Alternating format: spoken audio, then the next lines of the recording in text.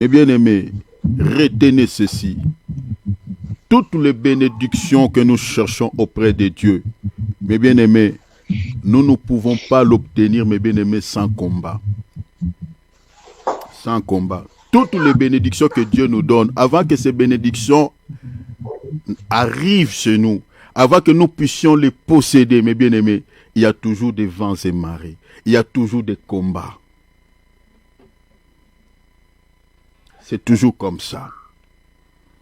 Il y a toujours des influences, mes bien-aimés, qui précèdent la bénédiction. Toutes les bénédictions. Il y a toujours des influences. Voilà pourquoi, cher enfant de Dieu, je sais que tu demandes à Dieu des choses, mais retenez que ce que tu demandes à Dieu, Dieu te le donnera. Mais il faut aussi se préparer. J'aimerais que nous puissions faire une prière d'attaque. Que tu utilises des armes offensives, des armes d'attaque pour pouvoir attaquer l'ennemi.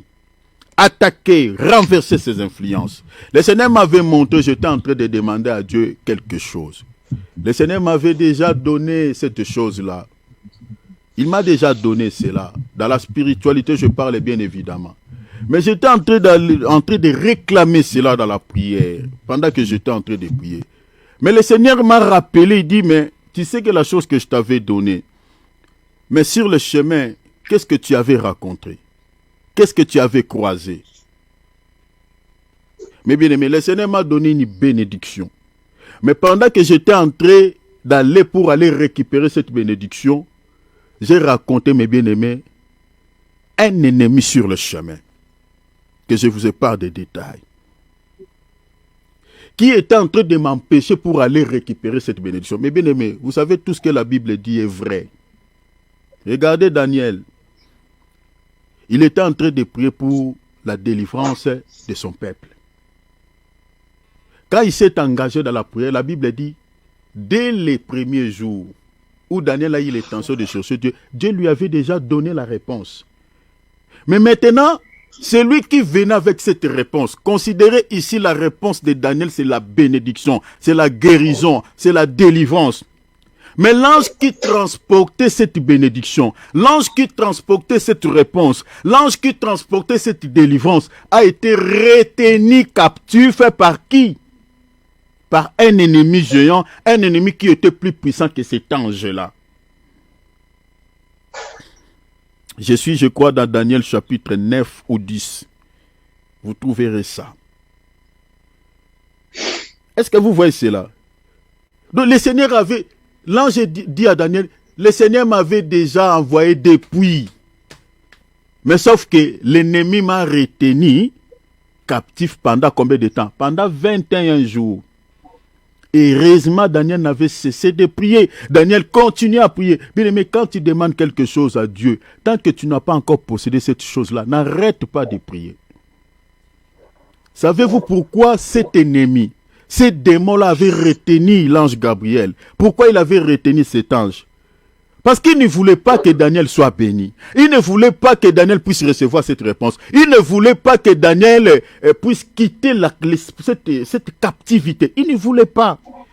Il voulait que Daniel et son peuple restent toujours à Babylone, restent toujours des captifs, des prisonniers. Il y a beaucoup de gens parmi nous qui sont des prisonniers dans certains domaines donnés. Il y a d'autres qui sont des prisonniers de la maladie, d'autres des prisonniers des limites, des prisonniers, mais bien, il y a plusieurs catégories de prisonniers parmi nous. Dans un domaine quelconque, tu es prisonnier. Maintenant, tu veux quitter cette prison. Tu veux être relâché. Le Seigneur a donné déjà un mot d'ordre. Il dit, va dire à ma fille, va dire à mon fils. Mais peut-être, on ne sait pas. Peut-être que tu es en train de vivre la même situation que Daniel. Moi, je le vis dans ma vision. Le Seigneur a donné l'ordre. Mais le Seigneur m'a montré. C'est pour cela qu'il faut prier. Si tu ne pries pas, comment tu peux savoir?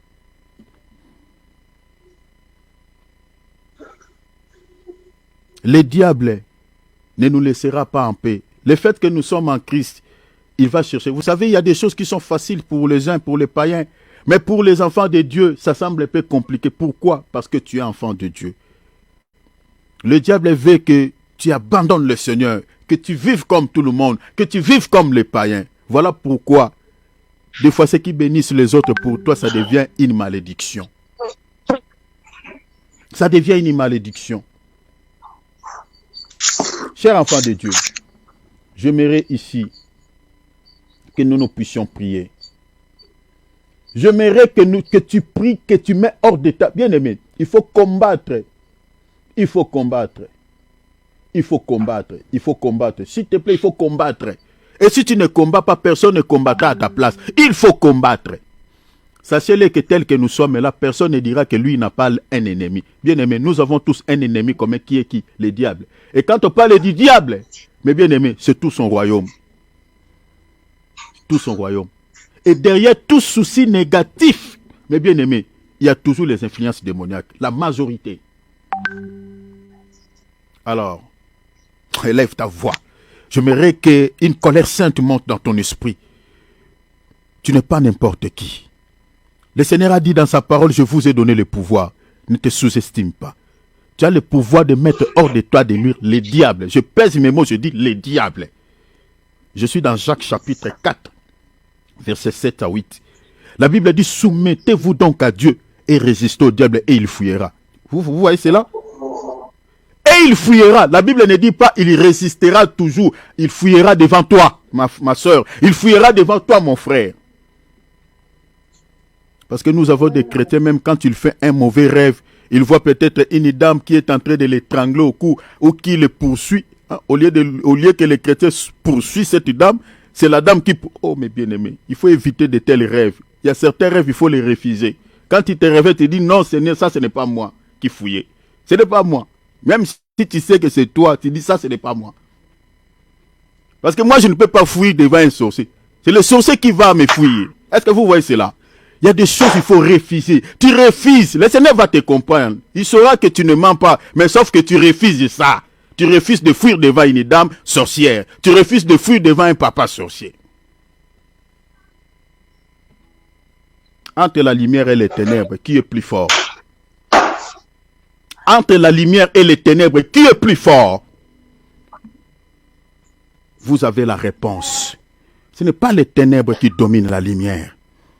Non, la Bible dit même la nature ne vous enseigne-t-elle pas. C'est la lumière qui domine les ténèbres. C'est la lumière. C'est la lumière. Et la lumière dans la Bible a un nom. Jésus-Christ a frappé le thorax, il a dit, mes fils, mes filles, je suis la lumière du monde. C'est-à-dire là où le nom de Jésus-Christ est invoqué, si tu l'invoques bien, tes ennemis vont se disperser. Alors élève ta voix. Il a dit à mon nom, vous chasserez les démons. Et commencez à mettre hors d'état de nuit toute réclamation de votre famille, des alliances. Tu dis, je suis né de nouveau. Je suis dans le Seigneur.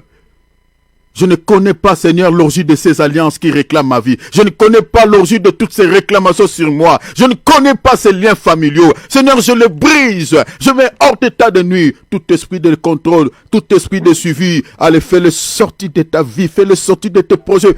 Prions au nom de Jésus, lèvons nos voix, alléluia. Tout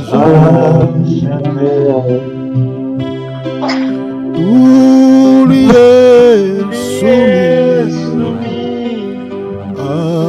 Jamais, oh, oh, tout lui est soumis, tout lui est soumis, à jamais, les esprits obtempèrent devant lui, tout lui est soumis, à jamais, toujours, alléluia, tout lui est soumis. Amen.